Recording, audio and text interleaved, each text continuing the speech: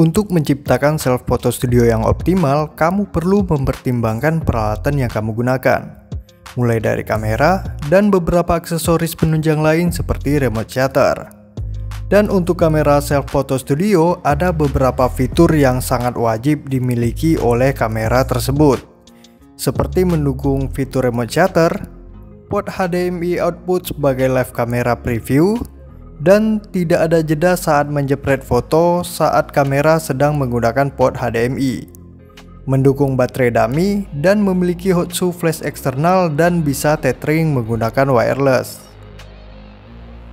Dan kamera yang saya rekomendasikan ini sudah pasti memiliki semua fitur yang saya sebutkan tadi nih teman-teman. Nah, sebelum lanjut, buat yang belum subscribe, silahkan pencet tombol subscribe di bawah ini supaya kamu terus mendapatkan informasi seputar fotografi dari channel ini. Nah, kalau sudah subscribe, ayo kita lanjut ke videonya.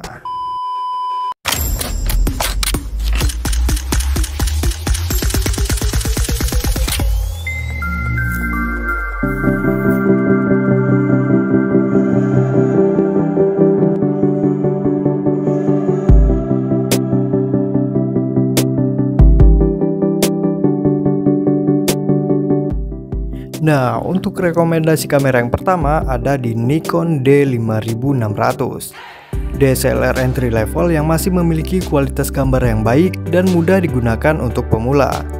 Walaupun kamera ini termasuk kamera yang jadul, yang rilis sekitar 7 tahun lalu, tapi masih tetap baik untuk digunakan di self photo studio. Kamera ini memiliki harga di rentang 5 jutaan ya teman-teman.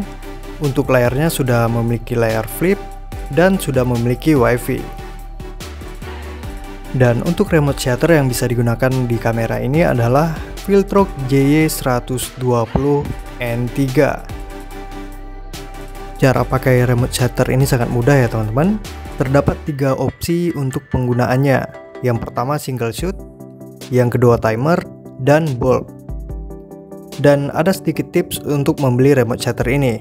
Pastikan kabel yang kamu pilih sesuai dengan kabel kamera yang kamu punya nih teman-teman. Dan remote shutter ini kompatibel untuk beberapa jenis Nikon ya teman-teman.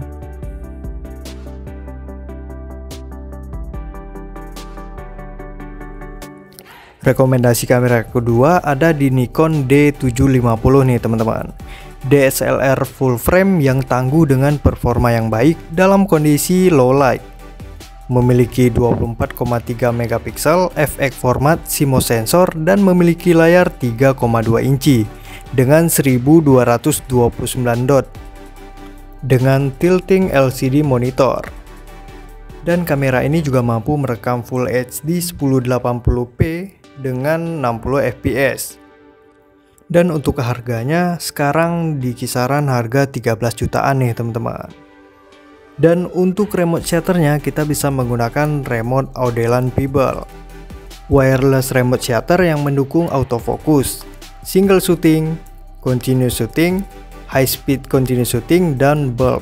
Dan juga bisa delay sampai 3 detik untuk per syutingnya nih teman-teman.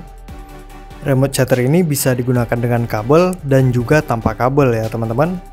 Dan remote shutter ini juga bisa digunakan untuk kamera Nikon lainnya nih teman-teman.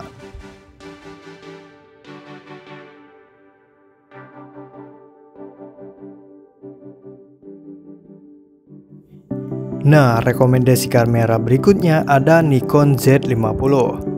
Mirrorless yang lebih ringan dan compact, cocok untuk keperluan self photo studio. Nikon Z50 adalah kamera mirrorless yang ringkas dengan sensor APS-C yang menggunakan Z-mount.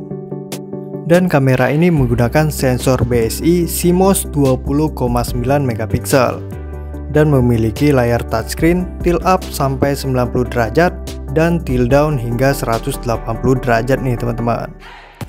Selain untuk foto juga cakep untuk video nih teman-teman, karena memiliki resolusi 4K hingga 60 fps. Dan untuk harga barunya sekarang di kisaran 12 juta ke atas ya teman-teman. Dan untuk secondnya di harga 9 jutaan. Dan untuk remote shutter yang digunakan adalah JJC BTR N1. Dan kode N1 pada remote shutternya menandakan bahwa remote shutter ini khusus untuk Nikon nih teman-teman. Dan bisa juga menggunakan remote shutter JJC TP N1 nih teman-teman. Dan remote-nya bisa kompatibel untuk beberapa jenis kamera Nikon nih teman-teman.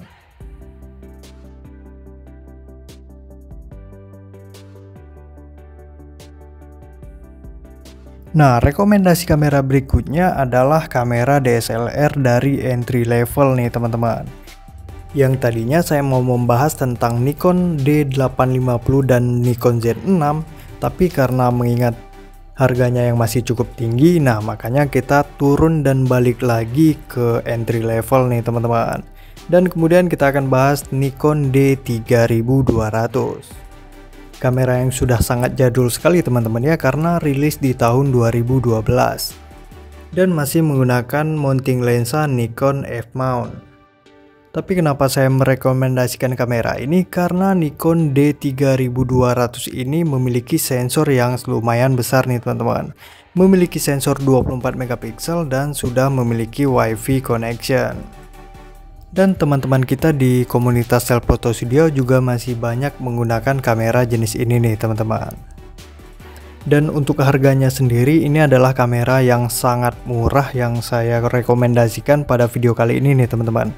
Kamera ini memiliki harga di sekitar 2 juta sampai 3 jutaan aja nih teman-teman. Dan untuk remote shutter yang bisa digunakan di kamera ini adalah Viltrox JY710. Dan untuk kabel shutternya kita menggunakan kabel N3. Ini adalah kabel yang khusus untuk Nikon ya teman-teman. Oke, baiklah teman-teman, jadi saya rasa cukup sekian dulu untuk rekomendasi kamera Nikon di Self Photo Studio.